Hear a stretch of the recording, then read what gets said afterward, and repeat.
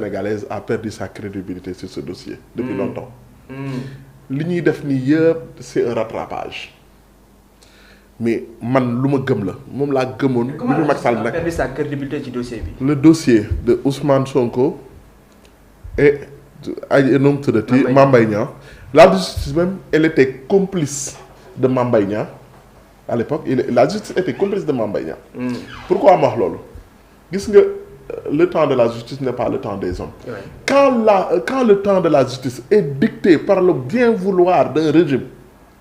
il ne devient plus le temps de la justice, c'est le temps de la politique.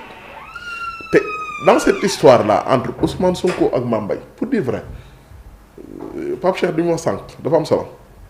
Mame Mbaye ni tete Ousmane Sonko li mu newaat nañ tijjiwaat dossier bi Mame Mbaye il n'avait pas besoin de ces 200 millions-là. laajatu ko woon c'est parce que dañ ne dañ koy tijjiwaat moo tax mu ne day laaj xaalis boobu ba ne day kii day mais problème bi mooy xam nga lan la justice sénégalaise elle est complice d'un bien vouloir d'un camp politique dès le début parce que pour la seule et simple raison que le régime en place à l'époque ne voulait pas que Ousmane Sonko participe à l'élection présidentielle le régime a instrumentalisé la justice et la justice a prêté le flanc c'est ça loolu dina nekk gàkk justice ba keroog ñuy sàngoo suuf ñun ñëpp parce que amatuma loolu. affaire Ousmane Sonko Adji Sarr de Ousmane Sonko Mame Mbaye nekkatul woon sax on a même oublié le dossier Prodac kenn waxatu ko ci. Le peuple a été oublié dans ce dossier-là pour les deux camps le camp de Ousmane Sonko comme le camp de Mame Mbaye Prodac c'était un projet boo xamante ni on a sorti des milliards on a mis ça ba léegi la justice est incapable de nous dire où est passé les milliards du citoyen sénégalais ba léegi nii justice waxuñu ko. justice saa boo déggatee Prodac xam nga lan problème la am na benn camp bu ko jël pour lijjanti beneen camp wala kii mais suñu xaalis moom ndax saay na. fa la lépp tàbbee géej. ba léegi kenn waxatu ko sénégalais kenn waxatul ay seeni milliards te xaalis bi projet bi sénégalais dañ ci yaakaaroon def ay emploi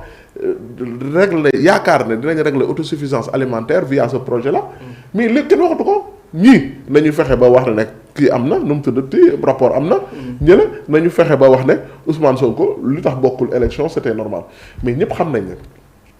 c'est par des temps records dans le dossier Ousmane Sonko Mame Mbaye ñu jël benn dossier enrôlé ko lépp une course contre la montre la justice a été complice gis nga man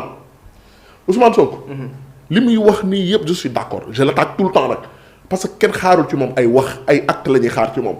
mais justice bi ci affaire Prodac la justice sénégalaise a été complice jusqu'à la moelle épinière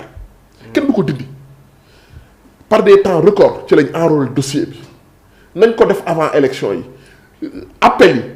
dossier boo xam ne fii am na soo demee dossier soo demee tribunal am na dossier yoo xamante ni dans ce genre de dossier yu mel ni diffamation dina yegg 3 ans 4 ans 5 ans ñu koy door a vider à l'espace de 8 mois mu dem première instance deuxième instance cassation lépp Cour suprême à l'espace de 8 mois parce que dañ ko bëggoon condamner avant élection yi di ñëw gis nga quand le vin est tiré il faut le boire chacun doit accepter ses propres défaillances ses propres erreurs justice bi daf ci war a jàng parce que justice bi bu complice woon mais tey jii dañuy tàccu la justice pour la seule et simple raison que quand il a fallu dire que la constitution doit être respectée le conseil constitutionnel la justice s'est levée. Mais sur ce dossier-là la justice a prêté le flanc et ça il faut dañu ko war justice da ko war accepter li koy topp yépp moo tax mu koy topp ci dossier bii li ko ciy topp di ko ci topp bu defoon na mu waroon a def jaarale ko comme un dossier normal bu boobaa man ñëpp xam nañ leen mais mënoon na doon diffamation. mënoon na doon diffamation pour dire vrai wax nañ loo xamante ni amul kayit gi Ousmane Sonko wax na loo xamante ni amul kayit loolu kenn mënu ko amul woon rapport bi kenn il faut pas défendre l'indéfendable mais li ñuy défendre li ñuy dàq li ñuy critiquer mooy la bu ñu bàyyi woon procédure bi mu dem normalement kenn du wax. mais dañu bâcler procédure bi pour mën a condamner Ousmane Sonko avant élection yi. léegi nag recours yooyu noonu boo ko defee saa waay ku saw tubayam daal day changer. alors doyen dégg nga li ñu wax ci li nga xam ne aussi jëm na ci l'affaire Mame Mbaye Niang mortel combat la wala li nga xam ne aussi moom mooy justice bu prêter le flanc ci au début du dossier yow ban analyse nga ciy def. bon man de tout temps man je suis dossier Mame Mbaye Niang Ousmane Sonko je dis que c'est le dossier de la honte. Dossier de la honte d'abord il faut que Sénégalais yi fàttaliku gis nga dossier bi muy Ousmane Sonko. président Diomaye ak Mame Mbaye Niang mi daw li tax moo daw moo ko xam. daa daw juge yi àtte woon dossier bii ñu ngi fii et ñoom ñëpp on va situer le responsable tu sais pourquoi il y a eu combien de morts dans l'affaire Prodac. parce que bul rappelé wu bul fàttali ni. Mame Mbaye Niang moo tax Ousmane Sonko nekkul candidat. waay est-ce que Sénégal fàtte moo tax nekkul candidat. ci diffamation bi. et ñàkk nekk Ousmane Sonko candidat Pastef taxaw naan ñoom amuñu plan A amuñu plan B amuñu plan C amuñu plan Z plan A lañ am mooy Ousmane Sonko. mais loolu lan la jur. gën na tax xale yi gën a tàng. dee gi bari y a des gosses qui sont morts par ricochet ci dossier Ousmane Sonko Mame Mbaye Niang Prodac. deuxième chose Ousmane Sonko avait bel et bien le rapport. amoon na ko mais bu ko génne woon. recel document du ko génne boobu bu ko génne woon juridiquement dañoon gën a enfoncer boppam. c'est comme un journaliste qui fait une publication nga ñëw yow nga attaqué mu juge bi ne ma indil preuve bi ma génne preuve bi. recel du document administratif lay doon. donc il était coincé mais amul benn sénégalais boo xam ne muy administration muy justice bi àtte Pape Cheikh mii bu ñu ko dénkee kër gii. pendant 1 an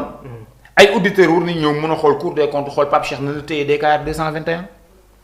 waxtumaa nag yow nga nekk Prodac mu nekk benn organisme boo xam ni dafa bokk ci sunu kii juridique administrative projet la am un directeur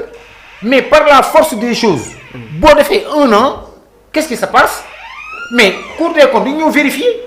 ils ont vérifié et le ministre de l'économie à l'époque Amadou Ba taxawoon na fii nga xam ne le rapport existe à l'Assemblée nationale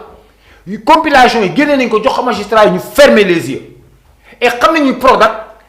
Cour des comptes jaar na fa IGE jaar na fa am na rapport xam nañ ko mais on ne pouvait pas mettre le rapport sur la table du juge deuxième chose tey bu ñu ñëwee defaat ñu def ay rabat d'arrêt lu nekk def justice bi ni mukk parce qu'ils étaient aux ordres elle était aux ordres de Macky Sall et de ses biir que par la force des choses à la kulli Ousmane Sonko moom du nekk candidat ñu dem ba tey yàlla li muy def ñoom Ousmane Sonko tey ñoom ñu nekk au pouvoir léegi nag fièrement ñu ni pour la réouverture du procès foofu nag boo indee document nag juge bi justice bi de bi la wax ne boo génn fa la recel de document cette même justice moo naan la waaw boo indee élément nouveau ñu def réouverture du procès maintenant am na élément nouveau mooy la élément nouveau mais rapport bi ñu doon amul rapport boobu am na non seulement rapport bi am na mais 8 milliards yooyu manquement yooyu mais Mame Mbaye Niang il a non 8 milliards yooyu moo topp Pape Malick Ndour mi par ricochet. l'affaire Prodac moo topp Pape Malick Ndour mi il faut que Sénégal yi ñu bañ leen manipuler Mame Mbaye Niang 8 milliards yi luubal am na ci à quel degré on ne sait pas mais daw na bu doon am na tey day jaay booy guerrier lu tax toogul Sénégal le Sénégal yi nga xam lu tax Mame Mbaye Niang daw. mais est-ce que daw la xëy na yow yaa ko tuddee daw. mais moom est-ce que daw la ko jàppee mais na ñëw fii de kenn terewu ko fi aéroport yaa ngi ni kenn tëju leen kenn terewu fi na ñëw lu tax ñëwul parce que xam na ni xel ni Macky Sall moo ko doon protéger parce que ci commande politique la nekkoon il fallait que ñu dem créer benn boo xam ni Ousmane Sonko mënul nekk candidat fexe nañu ba Ousmane Sonko nekkul candidat il se dit bon ok je lui ai empêché d'être candidat ainsi de suite mais li constitué ci rapport bi mais c'est extrêmement dangereux am na ay luubal maintenant à quel niveau on ne sait pas. maintenant boo ñëwee nag ci en surface. bu fekkee tey diffamation dafa am ñu condamné la. da nga war a fay Ousmane Sonko dañ ko condamné ba pare li ñu ko condamné Pape Cheikh ñun ñëpp peut-être on a eu un ticket d'abonnement au tribunal ci ay procès de diffamation des choses comme ça. mais bon les montants là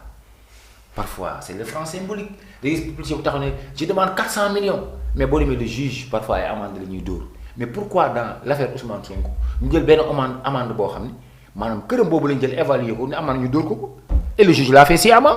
parce que déjà rapport am na incriminé loolu rek da ko wax de am na benn rapport boo xam ne